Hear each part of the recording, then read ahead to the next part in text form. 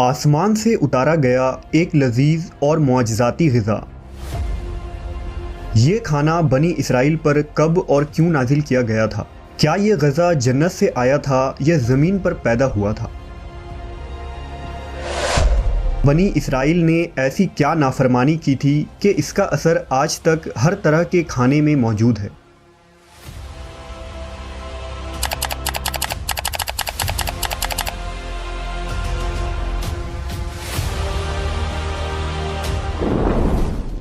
جب اللہ نے قوم بنی اسرائیل کو مصر سے نکالا اور انہیں فرعون سے نجات دے دی تو بنی اسرائیل نے حضرت موسیٰ علیہ السلام کی رہنمائی میں بحر احمر کو پار کیا اور فرعون اپنے لشکر سمیت سمندر میں غرق ہو گیا۔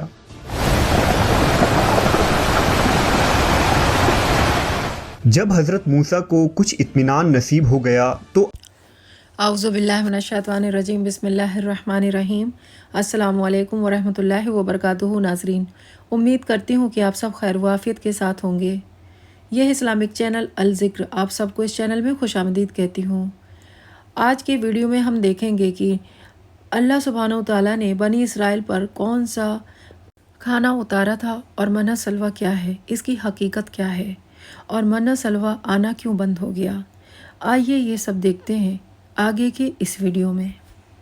اللہ کا حکم ہوا کہ آپ بنی اسرائیل کے اس لشکر کو لے کر ارض مقدس یعنی شام میں داخل ہو جائیں، جس مقدس سرزمین کا وعدہ بنی اسرائیل سے لیا گیا تھا اور جو انہیں عطا کی جانے والی تھی۔ لیکن اس وقت ارض مقدس پر قوم عمالقہ کا قبضہ تھا، جو بدترین کفار تھے اور بہت طاقتور جنگجو اور نہایت ہی ظالم لوگ تھے۔ حضرت موسیٰ علیہ السلام بنی اسرائیل کو ہمراہ لے کر عمالقہ سے جنگ کے لیے روانہ ہوئے، جن کی تعداد 6 لاکھ تھی۔ لیکن جب یہ لوگ ارض مقدس کے قریب پہنچے تو ان کے دل میں خوف طاری ہو گئی اور بزدلی پیدا ہوئی۔ انہوں نے حضرت موسیٰ سے کہا، اس شہر میں جبارین ہیں جو بہت زور آور اور زبردست ہیں، لہٰذا جب تک یہ لوگ اس شہر میں رہیں گے ہم ہرگز وہاں داخل نہ ہوں گے۔ یہاں تک کہ بنی اسرائیل نے حضرت موسیٰ سے یہ کہہ دیا کہ اے موسیٰ، آپ اور آپ کا خدا جا کر اس زبردست قوم سے جنگ کریں، ہم تو یہیں بیٹھے رہیں گے۔ ان کے اس رویے سے حضرت موسیٰ کو بہت صدمہ ہوا، لہٰذا اللہ نے انہیں یہ سزا دی کہ جس وادی میں انہوں نے پڑاؤ ڈالا تھا وہاں 40 سالوں تک وہ بھٹکتے رہے مگر اس میدان سے باہر نہ نکل سکے۔ اس میدان کا نام میدان طیہ تھا، جو 27 میل کے رقبے پر مشتمل تھا۔ روایت ہے کہ بنی اسرائیل کے لوگ سامان اٹھا کر سارا دن چلنے کے بعد رات ایک جگہ پر پہنچتے اور جب صبح ہوتی تو وہ وہیں موجود ہوتے جہاں سے وہ چلے تھے۔ لہٰذا اب بنی اسرائیل اس میدان میں پھنس چکے تھے اور ایک ہفتے میں سب کا سامان ختم ہو گیا تو ساری کی ساری قوم توبہ و استغفار کرنے لگی اور معافیاں مانگنے لگی۔ میدان طیہ میں ہونے والے اس سخت امتحان اور مشکلات کو دیکھ کر حضرت موسیٰ علیہ السلام کو اپنی قوم پر رحم آیا۔ آپ نے اللہ کے بارگاہ میں ان کے لیے دعا کی، لہٰذا اللہ نے بنی اسرائیل کے لیے اس میدان میں بے شمار عطائیں اور نعمتیں نازل فرمائی۔ جب بنی اسرائیل کو پیاس کی شدت محسوس ہوئی تو حضرت موسیٰ نے اللہ کے حکم سے اپنا عصا ایک چٹان پر مارا تو اس چٹان سے بنی اسرائیل کے 12 قبیلے کے لیے 12 چشمے جاری ہو گئے۔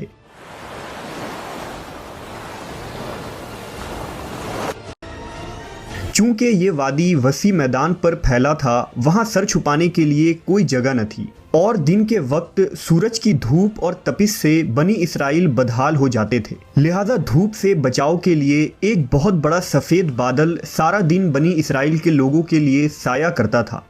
اس کے علاوہ رات میں میدان کے بیچوں بیچ ایک چمکدار ستون اترتا تھا جس کی روشنی میں وہ لوگ کام کاج کرتے۔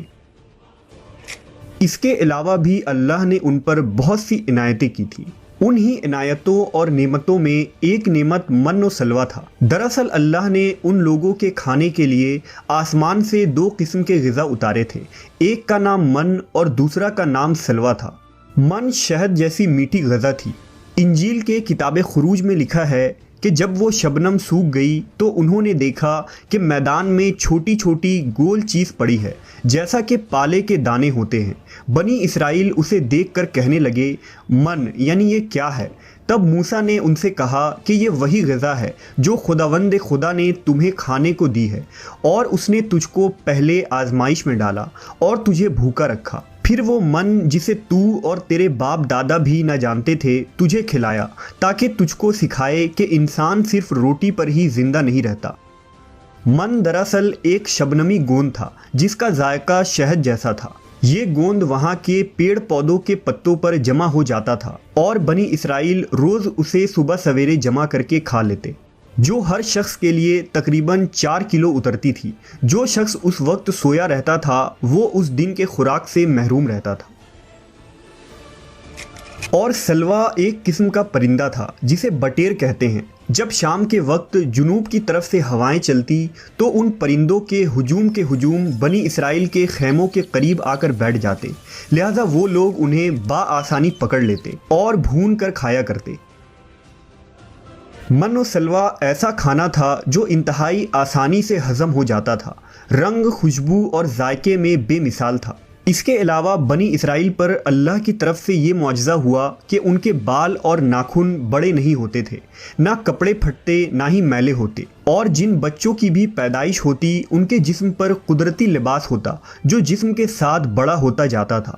اس طرح اس وادی طیہ میں بنی اسرائیل من و سلوا اور ان چشموں کے سہارے ایک بہترین زندگی گزار رہے تھے۔ حضرت موسیٰ علیہ السلام کا یہ حکم تھا کہ روزانہ تم لوگ من و سلوا کو کھا لیا کرو اور کل کے لیے ہرگز اس کا ذخیرہ نہ کرنا، مگر بعض لوگوں کو یہ ڈر لگنے لگا کہ اگر کسی دن من و سلوا نہ اترا تو ہم لوگ اس چٹیل میدان میں بھوکے مر جائیں گے۔ چنانچہ ان لوگوں نے من و سلوا میں سے کچھ چھپا کر کل کے لیے رکھ لیا، لہذا نبی کی نافرمانی کرنے پر ایسی نحوست پھیل گئی کہ جو کچھ لوگوں نے کل کے لیے جمع کیا تھا وہ سب سڑ گیا اور آئندہ کے لیے اس کا اترنا بھی بند ہو گیا۔ لہذا احادیث مبارکہ میں رسول اللہ صلی اللہ علیہ وسلم نے ارشاد فرمایا ہے کہ بنی اسرائیل نہ ہوتے تو نہ کھانا کبھی خراب ہوتا اور نہ گوشت سڑتا۔ کھانے کا خراب ہونا اور گوشت کا سڑنا اسی تاریخ سے شروع ہوا، ورنہ اس سے پہلے نہ کھانا بگڑتا تھا اور نہ گوشت سڑتا تھا۔ دنیا کے مختلف قوموں اور مذہبوں میں بھی آسمان سے اترنے والے غذاؤں کا ذکر ملتا ہے۔ بدھ مت کے روایتوں کے مطابق جب دنیا کا ایک چکر ختم ہو جاتا ہے تو آسمان سے غذا برسنے لگتی ہے۔ اسی طرح ہندو مذہب کے پران رگ وید اور اتھرو وید میں بھی بادلوں سے شہد برسنے کا ذکر ملتا ہے، اور قدیم یونانیوں کے یہاں بھی ایک ایسی آسمانی غذا کا ذکر ملتا ہے جس کا ذائقہ شہد جیسا تھا۔ یہی شہد جب دریاؤں پر برستا تو ان کا رنگ دودھ کی طرح سفید ہو جاتا۔ ہم نے دیکھا کہ خدائے برحق نے بنی اسرائیل کے نجات کے لیے سمندر کو چیر کر راستہ پیدا کر دیا، وادی طیہ میں ان کے لیے بادل کا سایہ بھیجا، ان کے پینے کے خاطر چٹیل اور بنجر میدان میں چشمے جاری کیے، اور کھانے کے لیے آسمان سے من و سلوا بھی نازل کیا۔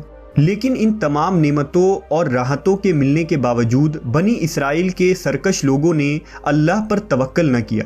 انہوں نے خدا کے معجزات کو اپنے آنکھوں سے دیکھا تھا، لیکن اس کے باوجود انہوں نے کھانے کو اگلے دن کے لیے جمع کرنا شروع کر دیا۔ بالکل اسی طرح جب ہم کسی مصیبت اور پریشانی میں پھنسے ہوتے ہیں تو ہم یہ یاد نہیں رکھ پاتے کہ اللہ نے اس سے پہلے ہمارے لیے کیا کیا اور ہمیں کتنی نعمتیں عطا کی تھی۔ ہم صرف یہ دیکھتے ہیں کہ اس وقت ہم اتنی بڑی مصیبت میں پھنسے ہیں۔ مشکلیں چاہے کتنی ہی بڑی کیوں نہ ہو، یہ یاد رکھنی چاہیے کہ ان مشکلوں سے بھی بڑا ہمارا پروردگار ہے جس کے لیے کچھ بھی ناممکن نہیں۔ اسی طرح رزق کے خاطر ہمیں آنے والے دنوں کی فکر کرنے کی ضرورت نہیں، کیونکہ خداوند پر بھروسہ رکھنے والوں کو وہ غیب سے رزق عطا کرتا ہے۔ جی ناظرین، آپ نے ویڈیو میں دیکھا کہ منہ سلوا اللہ سبحانہ و تعالیٰ کے طرف سے اتارا گیا وہ غذا ہے جو جنت کا ہے، اور وہ بنی اسرائیل کے لیے اترا تھا۔ اللہ تعالیٰ نے ان پر ان گنت احسانات کیے، لیکن وہ بنی اسرائیل قوم جو اللہ تعالیٰ کے احکامات کو نہیں مانتے تھے، اللہ تعالیٰ نے ان کو عذاب کے طور پر ان کو سزا کے طور پر جلا وطن کیا، اور وہ 40 سال تک اپنے ہی وادیوں میں جنگل میں بھٹکتے رہے۔ جی ناظرین، اگر آپ کو یہ ویڈیو پسند آیا ہو تو اس کو لائک کریں، شیئر کریں صدقے جاریہ کی نیت سے، اور سبسکرائب کریں چینل کو۔ میں نیکسٹ ویڈیو میں پھر ملوں گی، تب تک کے لیے اللہ حافظ۔